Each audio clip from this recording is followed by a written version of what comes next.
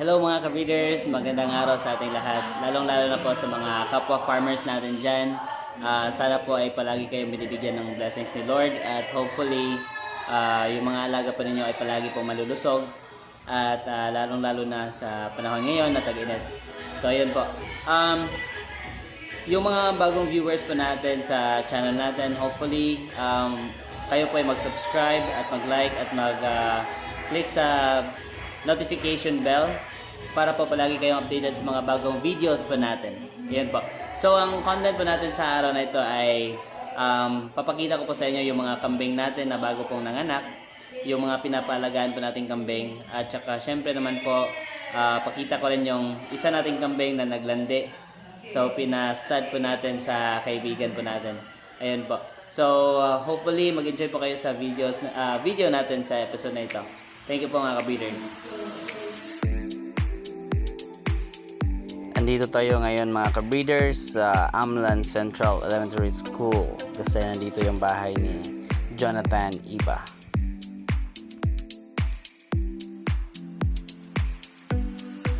Shoutout nga pala sa kaibigan ko na si Jonathan Iba. Ito na yung kambing mga ka-breeders. Unang anak pa lang po ito kasi dumalaga po yung kambing na kinuha ni Jonathan Iba sa amin. So lalaki po yung anak niya. Para lang meron kayong matutunan mga ka-breeders, ang kambing po ay nagbubuntis ng 5 months. So after 5 months, manganganak na po ito. Ayan. So katulad na ito, dahil kakapanganak lang nitong kambing na ito, after 3 days mula sa pagpanganak ay magi-inject po tayo ng iron. So pwede nyo gamitin is iron dextran. Ito si Miba mga ka-breeders. Sa mama goat naman mga ka-breeders, pwede tayo mag-inject ng vitamins para naman po yung katawan niya ay makarecover kasi nakaka-stress po yung pagpapanganak.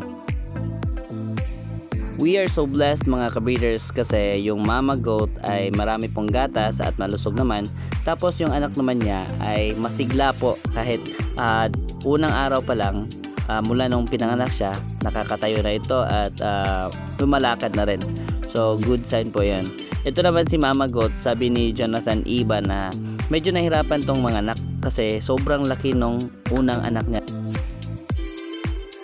Ito naman si Mina. So si Mina mga ka-breeders, dumalaga rin nung kinuha ni Jonathan Iba. First time din tong nanganak and we are so blessed kasi dalawa yung babies niya. Babae tsaka lalaki. Ayan, lumabas na po yung placenta. So sign na yan mga ka-breeders na tapos na yung panganganak ni Mama Goat. So ang kasunduan namin dito mga ka-breeders is hati po kami sa anak. So depende kung ibebenta namin yung mga anak, kung magkano yung kikitain, hati kami, or kung kukunin niya yung isa, yung matitira sa akin po. Yan po yung kasunduan namin sa mga anak ng mga kambing.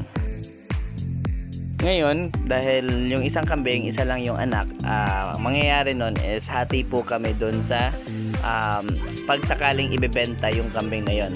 Ayan, yan yung kasunduan po namin.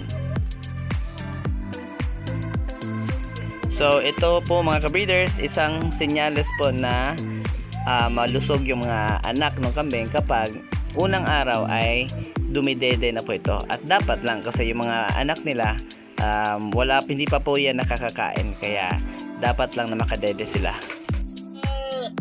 Ito si Mimit mga ka-breeders, ang kambing namin na naglalandi. So ano ang mga senyales? Number 1, madalang po silang kumain. Number 2, palagi po silang maingay. At number 3, malikot kasi naghahanap ng lalaking kambing. Number 4, ay palagi nawiwiggle yung mga buntot nila or yung buntot nila. At number 5, may lumalabas na likido sa ari ng ating kambing.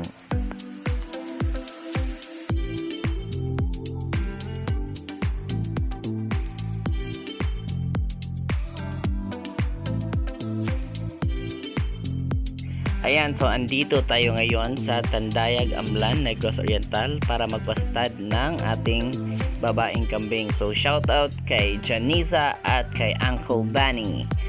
Kambing po nila yung ginamit natin para magpastad. So pag nagpapastad po tayo mga ka-breeders, para sure bull po na mabubuntis yung kambing natin, dapat 3 beses po ito na maging successful. Kaya tignan nyo. Ayan! Success! Ayun, ang galing. Pinapasilip din sa atin yung baka ni Janisa at ni Uncle Bunny mga ka-breeders. Ayan, sobrang laki ng turo nila, di ba? Kita mo nyo naman yung comparison ng height at saka sobrang lusog. Malalaki yung mga paa. Tapos, grabe, parang robot yan mga ka-breeders. Sobrang laki ng baka na yan. So, 3 years old pa lang yan. Pinapakondisyon din nila dahil ibibenta din yan in the next couple of months.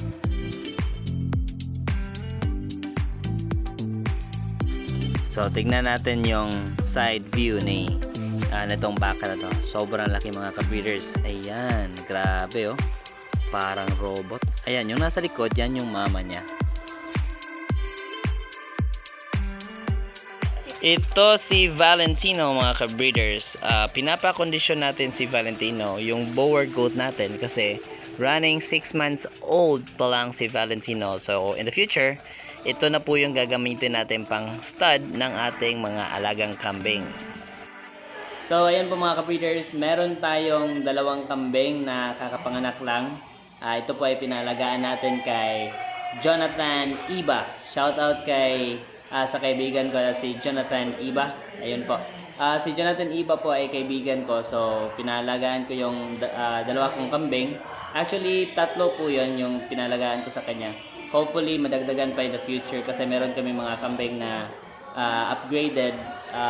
At gusto ko rin ipaalagaan sa kanya para magkalahi din yung mga kambing niya. Lalo na po na meron tayong boer goat. Yun yung gagamitin natin pang stud sa mga native natin at upgraded na mga kambing para po ito ay mas tumaas pa yung klase ng kambing at saka mas lumaki po yung mga kambing. Ayun, so yun yung mga paraan natin at hopefully in the future mapaparami natin yung mga kambing natin at marami din tayong matutulungan ng mga farmers, mga kapwa farmers po natin. Ayun po, so thank you so much mga ka-breeders sa pag-view ng video na ito. Hopefully meron din kayong natututunan sa episode natin na ito. So thank you so much. God bless us all. Goodbye and happy breeding.